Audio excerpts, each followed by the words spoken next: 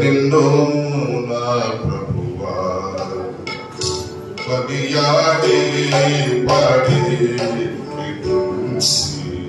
వర్ణించెదా నిన్ను నా ప్రభువా మార్గము నీవే సత్యము దీపము నీవే నాకు ప్రభువా కొనియాడి పాడి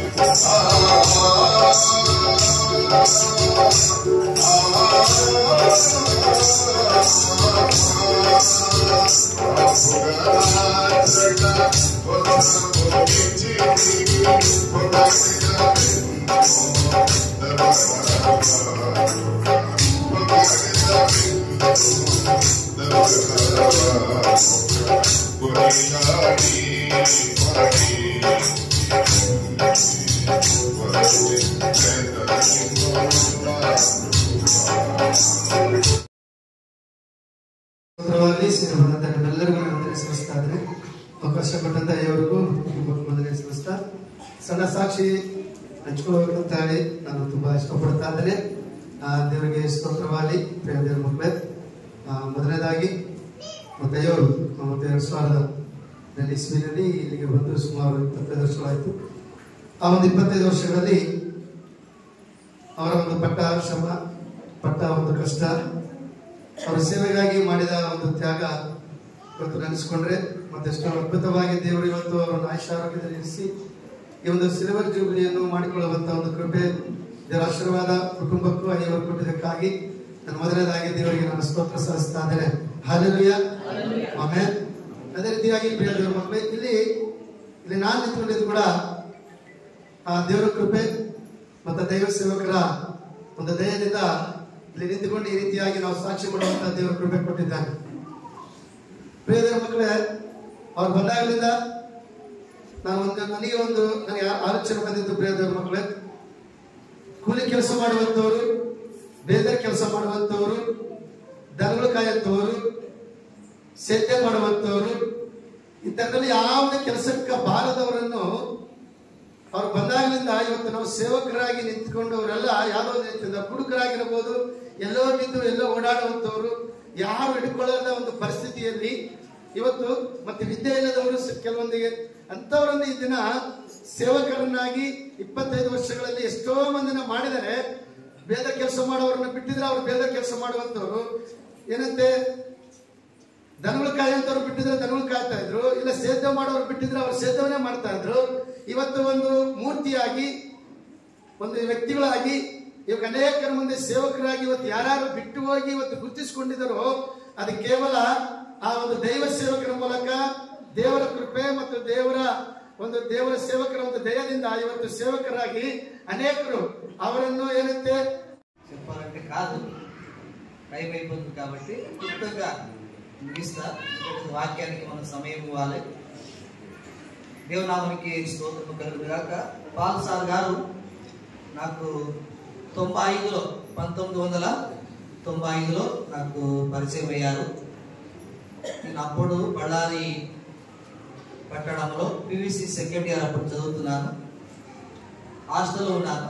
అక్కడ నుంచి చిన్నగా గడన్ స్ట్రీట్ లో ఫస్ట్ గేట్ దగ్గర ఉన్న ఆ ఇంటిలో ఆరాధన చేస్తున్నప్పుడు ఆ ఇంటికి వాళ్ళ సైకిల్ వేసుకొని ప్రతి వారము తప్పకుండా వచ్చి ఆరాధనలో పాల్గొనేవాడిని.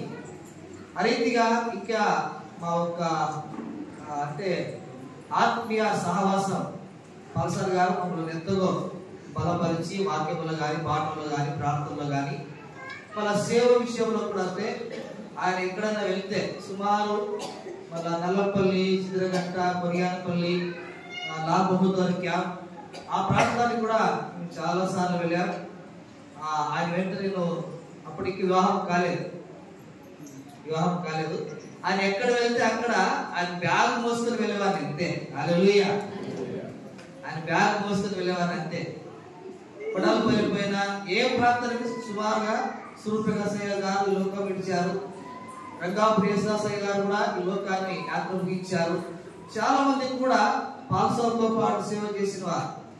వాళ్ళ నిజముగా వారందరూ కూడా కొంతమంది లోకంలో చాలా చాలా పెద్దవారు గొప్ప సేవ చేసి ఈ లోక యాత్ర ముగించారు. అంతేకాకుండా వాళ్ళ ఆయన నిజముగా నన్ను చాలా బలపరిచారు. ఆత్మీయంగాను, మళ్ళా ఆర్థికంగాను, చాలా నాకు విషయంలో సపోర్ట్ చేసి వాళ్ళ సహాయం చేశారు. నిజంగా ఆయన రుణాన్ని తీర్చుకోలేను. సేవకులకు అందరికీ వందనాలు. దేవుని మహాకృపను బట్టి మరి ఈరోజు ఈ గియోని మినిస్ట్రీలో 25 సంవత్సరాల నుంచి సేవా పరిచర్యలో ఉండడానికి కారణము ముఖ్యమైన వ్యక్తి పాల్ సార్ గారు. ఆయన నన్ను అబ్జర్వేషన్ చేసి ఎలాగైనా సేవకి ఉండాలని ప్రోత్సహించి బలపరిచినటువంటి వాడు. కన్నీటితో విత్తనం నాటినాడు ఆంధ్రాలంటే అది నేనే. ఆ విత్తనాన్ని కన్నీటితో నాటాడు. ఆత్మ సంబంధమైన ఫలాలు కుమార్ సార్ ద్వారా ఈరోజు ఫలిస్తున్నటువంటి మొక్క మాదిరి ఈ మినిస్ట్రీలో ఉన్నారు. ఎప్పుడు పాల్ సార్ ఏదైనా కానీ ఎన్ని కష్టాలు వచ్చినా ఎన్ని ఇబ్బందికరమైనటువంటి పరిస్థితులు వచ్చినా ధైర్యపరిచేవాడు. కానీ ముందుకు కానీ ప్రార్థన చేద్దాం, ధైర్యంగా ఉండు. తాను వాక్యం చెప్పినా కూడా కన్నీటితోనే వాక్యం చెప్పేవాడు, కన్నీటితోనే ప్రార్థించేవాడు. ఆ రోజు ఆయన ఆ కన్నీటి విత్తనాలు ఫలమే ఈరోజు గియోని మినిస్ట్రీ వర్ధిల్లు పడుతుంది. 25 సంవత్సరాల నుంచి 25 సంవత్సరాల నుంచి పాల్ సారు ఏ కన్నీటి ప్రాంతాలు గ్రామాలు దర్శించి సువార్త విస్తరింపు చేశాడు. ఈరోజు మరి దైవజనులు గియోని మినిస్ట్రీ దైవజనులు పాస్టర్ రత్నకుమార్ సారు అప్పగించిన పనిలో 25 సంవత్సరాలు ఎన్నో శోధనలు వచ్చాయి, ఎన్నో కష్టాలు వచ్చాయి. నాన్న వారే వదిలేరు. ఎవరేమీ వదిలినా కూడా దేవుడు అప్పగించిన సేవా పరిచర్యలో ఏమి ధైర్యంగా ముందుకు వెళుతూ ఉన్నాడు. ఈరోజు మమ్మల్ని కూడా ఎన్నెన్నో విధాలుగా బెంగళూరుకు, శివమోగ్గు, వివిధ ప్రాంతాలకు వెళ్ళి అనేక విషయాల్లో ట్రైనింగ్లు, అనేక విషయాల్లో మమ్మల్ని కూడా ఆత్మ సంబంధంగా బలపరిచినటువంటి వారు. బహుమికిలిగా ప్రేమించే మా ప్రియ పరలోకపు తండ్రి, మీ ఘననామానికి స్తుతులు, స్తోత్రాలు, వందనాలు చెల్లిస్తున్నాము నాయన. ఆశ్చర్యకరుడా, ఆలోచనకర్త, బలవంతుడగు దేవానికి స్తోత్రాలు. మీరు చేసిన ఆశ్చర్య కార్యములను బట్టి వందనాలు చెల్లిస్తున్నాము తండ్రి. నీతిమంతుని జ్ఞాపకము చేసుకున్నట్టు ఆశీర్వాదకరమని సెలవిచ్చిన దేవా, నీతిమంతుడిగా నీ దాసుడు మరి పాలయ్య గారు తండ్రి ఎంతో ఆయన ఇక్కడ విత్తనం వేసి మరి కుమార్ సార్ గారికి అప్పగించిన ఈ సేవను బట్టి నీకు స్తోత్రాలు, వందనాలు తండ్రి. మోషే ఆయన ఏ రీతిగా నైనా యెహోషువకు, కాలేబుకు అప్పగించి వాగ్దాన భూమికి నడిపించిన రీతిగా నైనా నీ కుమారుని కూడా నైనా మీరు నడిపిస్తున్న విధానంకై దేవానికి స్తోత్రాలు. అదే రీతిగా తండ్రి అయా తండ్రి ప్రభా పాలయ్య గారిని జ్ఞాపకం చేసుకొని వారి యొక్క జ్ఞాపికలనైనా నీ సన్నిధానంలోనైనా నీ ప్రియబిడ్డలు చెప్పిన సాక్ష్యాన్ని అయా మీరు ఆశీర్వదించండి. పరలోకమందు నీ కుమారుని కూడా సంతోషించినట్లుగా మీరు కృప చూపండి నాయనా. తండ్రి నీకు అనేకమైన స్తోత్రాలు, వందనాలు చెల్లిస్తున్నాము నాయన. ఈ యొక్క అందమైన సుందరమైన ఈ యొక్క ఆలయములో అయా మీరు చేసిన ఘనకార్యములు, గొప్ప కార్యములు, ఉపకారములు, మహోపకారములనైనా అన్నిటిని జ్ఞాపకం చేసుకొని నిన్ను స్తుతిస్తున్నాం, నిన్ను ఘనపరుస్తున్నాం దేవా.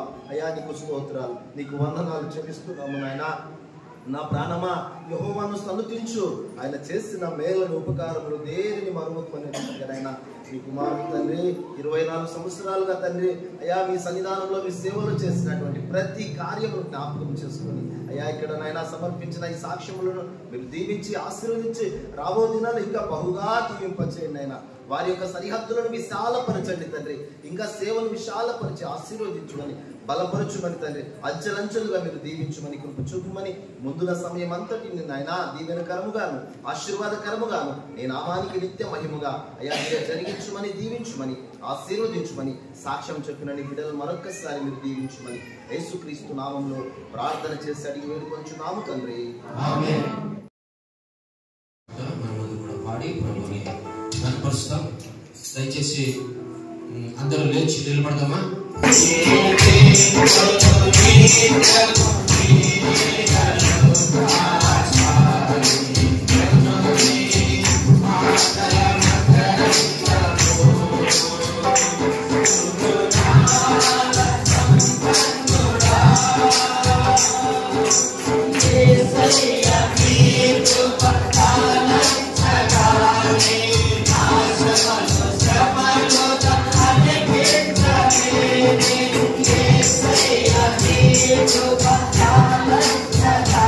Yes,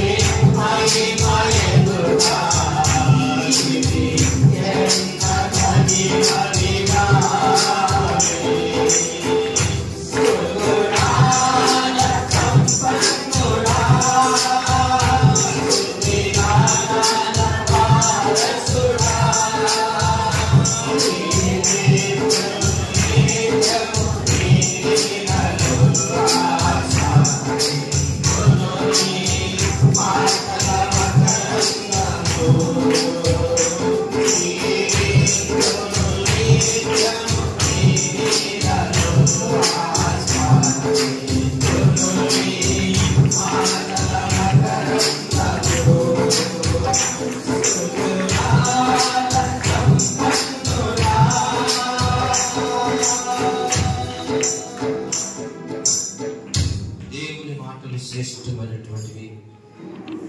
ఆయన ఒక్క మాట చెప్తే చాలు మన జీవితాల్లో ఉన్నటువంటి ప్రతి సమస్యలు ప్రభు మనం తొలగించబడుతున్నాడు. బిడ్డలారా, దేవుని యొక్క ప్రసన్నతలో నింపబడిన మనం, నువ్వు ఏ పరిస్థితుల కొరకు వచ్చినావు కానీ, నీకు ఏ పరిస్థితి నుంచి నువ్వు ఇక్కడ బాధపడుతూ నిలబడ్డావు కానీ, ఆ పరిస్థితిని దేవుడు ఎరిగి ఉన్నాడు. నీ మనస్థితిని దేవుడు ఎరిగి ఉన్నాడు. ఆ ప్రభు, ఆ రాజాధిపతి నిన్ను స్వస్థపరిచేవాడు, నీకు ఆదరించేవాడు, నిన్ను కనికరించి నడిపించే దేవుడు. కాబట్టి దేవుని సన్నిధానంలో మనమందరూ కూడా ఈ సమయంలో ఇక్కడ కూర్చొని ఉన్నాం, మనం నిలబడి ఉన్నాం. మనం దేవుని యొక్క ప్రసన్నత మన మీద ఉంది. ప్రభువైన క్రీస్తు యేసు యొక్క ప్రసన్నత మన మీద ఉంది. అపవాది చేత శోధింపబడుటకు ఆత్మవలన అరణ్యమునకు కొనిపోబడెను. 40 దినములు 40 రాత్రులు ఉపవాసం దినముట ఆయన ఆకలి కనుక యేసుప్రభు వారు బాప్తిసం తీసుకున్నాడు.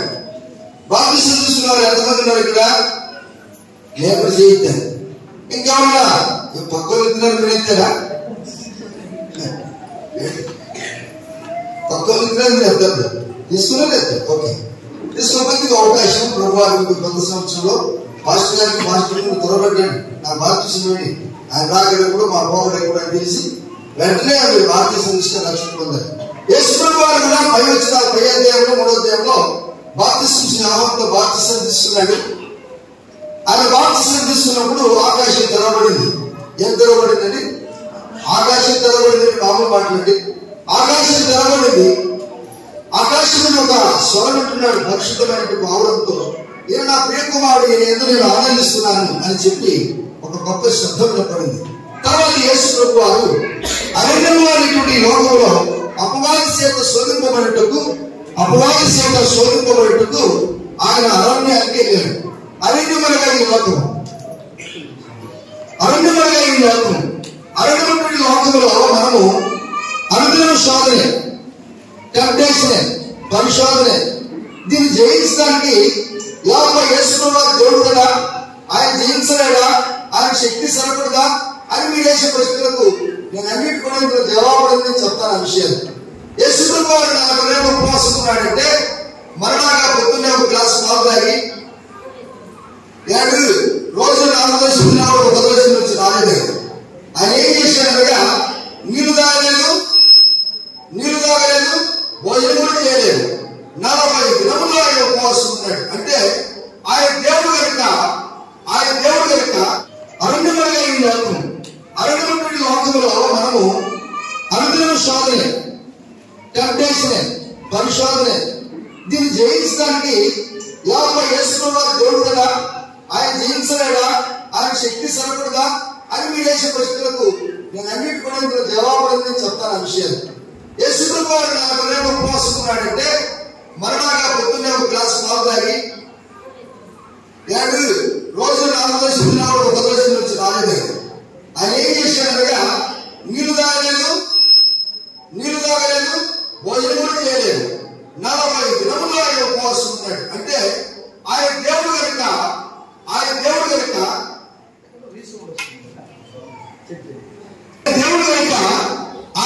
దినములు ఉపవాసం ఉండగలిగాడు. నీళ్లు కూడా తాగలేదు. నీళ్లు కూడా యేసు ప్రభు తాగలేదని మీరు తాగకుండా ఉండగలిగాడు. మీరు తప్పకుండా నీళ్లు తాగాలి. రైతులారు వదలాలి. మీరు నీళ్లు తాగకుండా ఉంటే మీరు చర్చికి రాలేదు. అది వాస్తవం, గ్యారెంటీ. ఈ గ్యారెంటీ కూడా గుర్తుపెట్టుకొని ఆయన నీళ్లు కూడా తాగకుండా ఉపవాసం ఉన్నాడు. ఇది మంచి అవకాశం. ఉపవాసం ఉన్నప్పుడు ఆకలి ఎక్కువ వస్తుంది, కోపం కూడా ఎక్కువ వస్తుంది. ఏమర్థమైంది మీకు? ఒకవేళ ఇంటికి నా పొరపాటున పిల్లలు కావాలని మటన్ చికెన్ చేసి పెడితే ఉపవాసం తగ్గిన తర్వాత నాకు మొదలు పెట్టబడి అవకాశం కూడా ఉండొచ్చు. అందరు కాదు, మీరు కాదు. ఇప్పుడు యేసు ప్రభు వారు 40 దినములు ఉపవాసం ఉన్నాడు. నీళ్ళు కూడా తాగలేదు, ఆహారం పుచ్చుకోలేదు. శోధన, ఆకలి ఎక్కువైపోయింది. అపవాది నిన్ను ఎప్పుడు పట్టుకుంటాడనగా నీకు కోపం ఉన్నప్పుడు, నీకు శోధన ఉన్నప్పుడు పట్టుకుంటాడు. ఇప్పుడు పరిశుద్ధ మందిరంలో అందరం ఉన్నాం కనుక అందరూ కూడా దేవ వందనాలు, స్తోత్రాలు ప్రభా, వందనాలు ప్రభా, హల్లెలూయా, దేవుని స్తోత్రాలు, అవ్వ చాలా బాగుంది, అబ్బా అని అంటారు. కానీ ఒంటరిగా ఉన్నప్పుడు నీ జీవితం అసత్యం కనపడుతుంది. నీ జీవితంలో గొప్ప కార్యం జరగాలంటే నువ్వు ఒంటరిగా ఉన్నప్పుడే నీ అసలైన భక్తి కనపడుతుంది. ఒంటరిగా ఉన్నప్పుడే నీ జీవితంలో నిజమైనటువంటి భక్తి బయటపడుతుంది. నువ్వు ఒంటరిగా ఉన్నప్పుడే సైతానుడు వస్తాడు. నువ్వు ఒంటరిగా ఉన్నప్పుడే దేవుడు నిన్ను పరిశీలిస్తాడు. అలాగే యేసు ప్రభువు వారు ఆ ఐదుగురికి కొనిపోబడిన తర్వాత అపయోని చేత కొనిపోబడ్డాడు. ఎవరు చేతండి చూడండి, 40 దినములు 40 రాత్రులు ఉపవాసం ఉన్న పిమ్మట ఆయన ఆకలి కొనగా ఆ శోధకుడు ఆయన ఎదురుకు వచ్చి, చూసారా, ఆ శోధకుడు వచ్చిన శోధకుడు అపవాది, దొంగ, మోసగాడు, వ్యభిచారి, సాతాను, అబద్ధికుడు, కూలిదారుడు, అనేక పేర్లు ఉన్నాయి వారికి. దీంట్లో మీకు ఏ పేరు కూడా మీకు ఉండకూడదు. అపవాది ఉండకూడదు, సైతాను ఉండకూడదు, అబద్ధికుడు ఉండకూడదు, దొంగ ఉండకూడదు, ఇంకా మోసగాడు ఉన్నట్టు టోపేస్తాడు. మనకి అర్థమే కాదు. ఆ నీరు ఉండే సముద్రం ఉందంటే వాడు యుద్ధానికి వెళ్తే ఆ సముద్రం శుద్ధ నీరు ఉండదు, అసలు ఏమీ ఉండదు. అటువంటి మోసం చేసే మనుషులు కూడా ఉంటారు. మీరు కాదండి, మీరు చాలా మంచోళ్ళు. ఎవరైనా వారు ఉన్నట్లయితే శోధకుడు మీ దగ్గరికి కూడా వస్తున్నారు. అలనాడు యేసు ప్రభువు దగ్గరికి వెళ్ళిన ఈ శోధకుడు మన దగ్గరికి రాడు అనేటువంటి గ్యారెంటీ ఏంటి? మన దగ్గర రాకుండా ఉండాలంటే అపవాది కూడా నీ మీద ఒక కాన్ఫిడెన్స్ రావాలి. అంటే ఒక దృఢమైనటువంటి నమ్మకం అపవాది కూడా రావాలి నీ మీద. ఏంటి? ఈ అబ్బాయి ఈ పాస్టర్ గారు, ఈ సేవకుడు నిజమైన యేసు ప్రభు బిడ్డ. ఈ దగ్గరికి వెళ్తే నాకే అవమానం వస్తుంది కనుక ఆయన దగ్గరికి నేను పోకూడదు అనేటువంటి తీర్మానము అపవాదికి రావాలి. చెప్పండి. ఇప్పుడు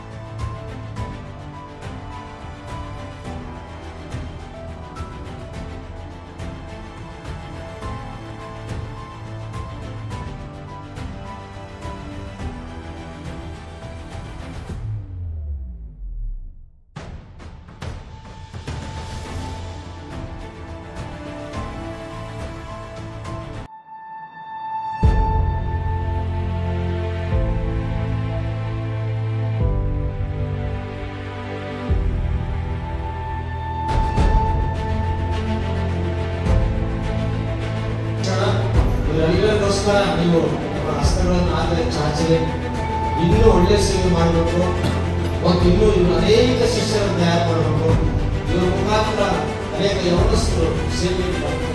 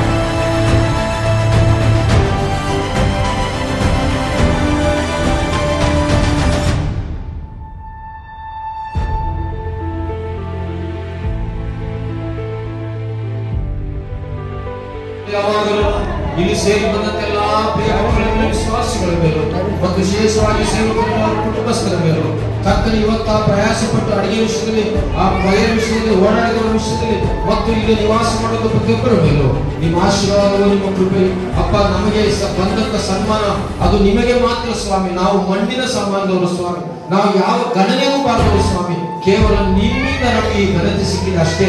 ಯಾವುದು ನಿಮ್ಮ ಘನತೆ ನಾವು ಅಪ್ಪ ನಮ್ಮ ಮೇಲೆ ದೋಚಿಕೊಳ್ಳದಂತೆ ಕೇವಲ ನಿಮಗೆ ನಾವು ಸಲ್ಲಿಸುತ್ತಾ ಯೇಸು ನಾಮದಲ್ಲಿ ನಿನ್ನ ಮಕ್ಕಳು ಎಲ್ಲರೂ ಹೋಗುವಾಗ ಕ್ಷೇಮಕ್ಕೆ ನಡೆಸಿದ್ದಾಗಿ ಪ್ರಾರ್ಥಿಸಿ ಬಿಡುವುದಿದ್ದೇವೆ ಕರ್ತನೇ.